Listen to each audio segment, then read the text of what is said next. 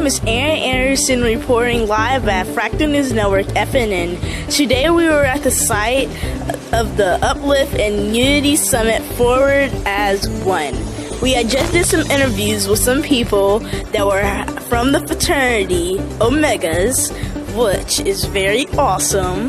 We have met a few attorneys, we've met a White House license, we've met a lot of great people, and we just wanted to share what we had to say today. What motivated you to come out to this event today? Well, actually, I'm the organizer, and my grand boss, our president of our fraternity, asked me to put together a forum to deal with the community policing and some of the terrible things that happen to black men across the country, not only from a police standpoint, from just a black-on-black crime issue. How would you describe your experience during this summit today? Well, like I said, I'm the one who kind of organized it, and I think it's a pretty good experience, something I've never done before, getting the panelists of subject matter experts in the town and to discuss this issue. So I think we did a pretty good job. What are the 3 important highlights from this summit you'd like to share with those people who couldn't attend today? Well, the one thing I probably say more than anything, I wish they would have been here, because we have some phenomenal speakers here and some people that could have some subject that I think everybody should have heard, and that another thing was it was just the experience of just the emotions of the passion that the people had that spoke, and that how the crowd reacted to those things, and just overall how important this message is where it relates to black-on-black crime, or police, community police, or anything that can drive our community better. What is your name and what do you do professionally? My name is Bill Council. I am the Chief Solutions Officer, Image Solutions, which is a company I own. I'm an entrepreneur and also have a furniture business. And I'm an international chair for Omega Psi Phi Fraternity. Are you registered to vote? I'm registered to vote, and I have voted. And I will be at the polls, working the polls on Tuesday, and I'll be working canvassing on Monday and Tuesday morning. Thank you. Yes.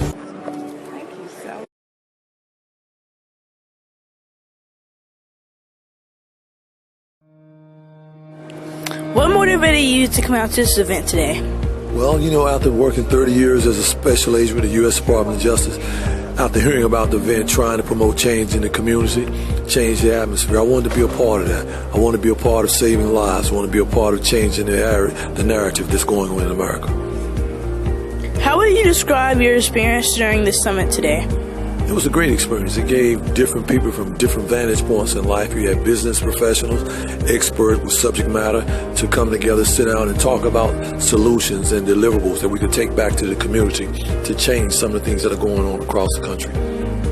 What are 3 important highlights from the summit you'd like to share with those people who couldn't attend today?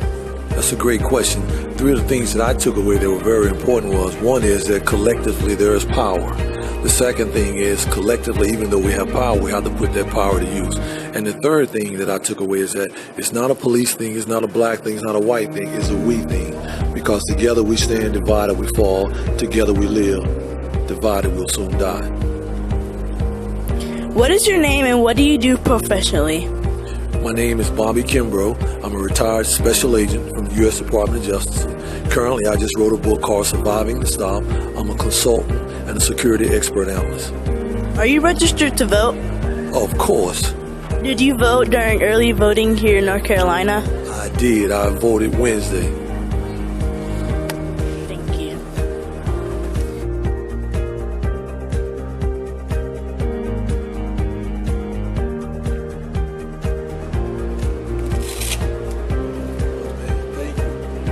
Awesome. Thank you.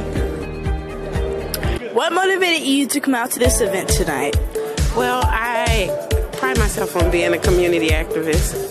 That's not a term that I use lightly. I want to make sure that I continue to stay engaged and be on top of the issues, because I have a child myself that's 15. So she's, experiencing some of those things. So as a parent, I feel like that it's my duty to find out what's going on in our communities so that I can properly prepare her for the real world. How would you describe your experience during this summit today? I am overwhelmed.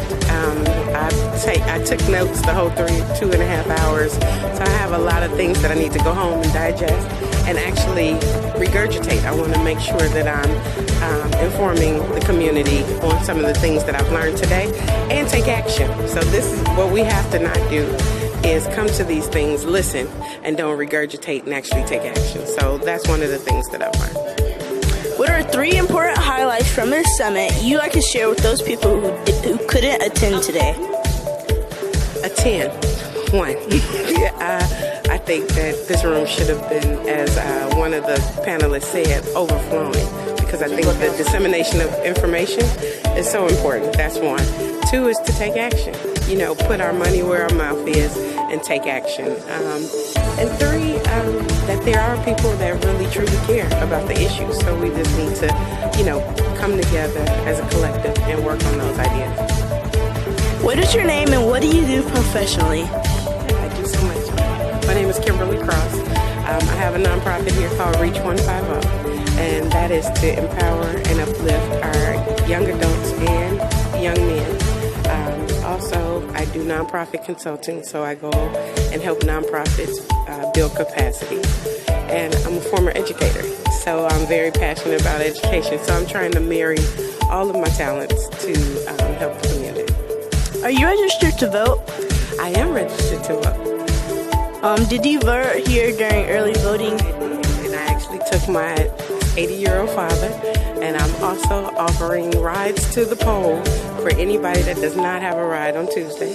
They can call me, 773-469-5908, because this is one of the most important elections of my lifetime. Thank you. Thank you so much. Appreciate it.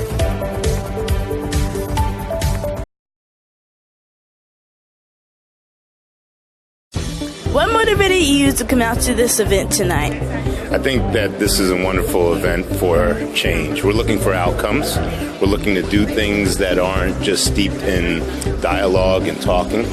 So from my understanding of Omega Sci-Fi and what they want to do in the future, they want outcomes, actionable outcomes. They want to make change, and this is a good beginning.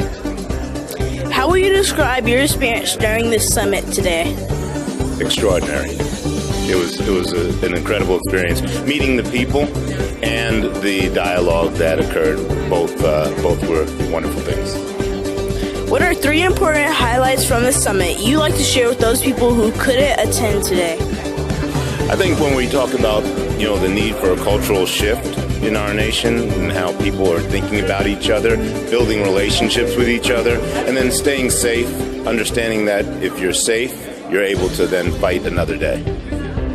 What is your name and what do you do professionally? My name is Quentin Williams, M.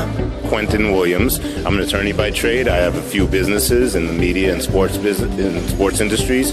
I also have a not-for-profit organization called Dedication to Community that empowers society through education in both business and public safety. Are you registered to vote? I've already voted. Yes, I am registered, and I voted yesterday. Thank you. My pleasure.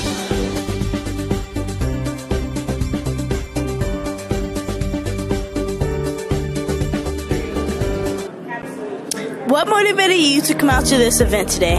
Well, I was invited to come out and show a film that I made several years ago. It's called If 50 Shoots, and it's a film that was inspired by the murder of Sean Bell. And one of my fraternity brothers invited me to come and speak on the panel, and so I said yes. How would you describe your experience during the summit today? Well, there's a lot to be discussed. I mean, there's a lot to be talked about when it comes to talking about policing in communities of color. And so, I just wanted to play a small role in helping people come up with some ideas and solutions on how we can move forward to have safer communities. What are 3 important highlights from the summit you'd like to share with those people who couldn't attend today? Well, I think 3 important ideas are transparency, accountability, and action. We have to have a law enforcement system that is much more transparent.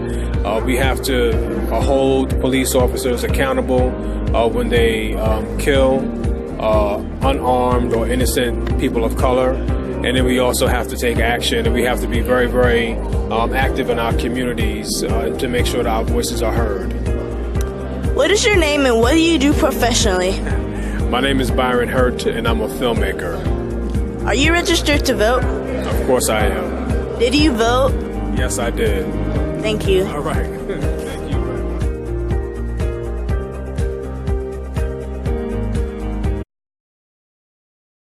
What motivated you to come out to this event today? As a representative of our fraternity, I sit on the Council of Presidents, and I'm also the District Keeper of Peace for the 6th District of North Carolina. And also my Grand Bosselist gave me the invitation to be here and participate with the panel. How would you describe your experience during the summit today? A very positive experience. I think that the information that came out and the mindset of individuals who want change are ready to go about it the right way and put the pressure where it needs to be put. You know, not only socially, but fairly and also nonviolently. So I think that this summit right here is a great start for future things to happen here, not only in Charlotte, but throughout our nation.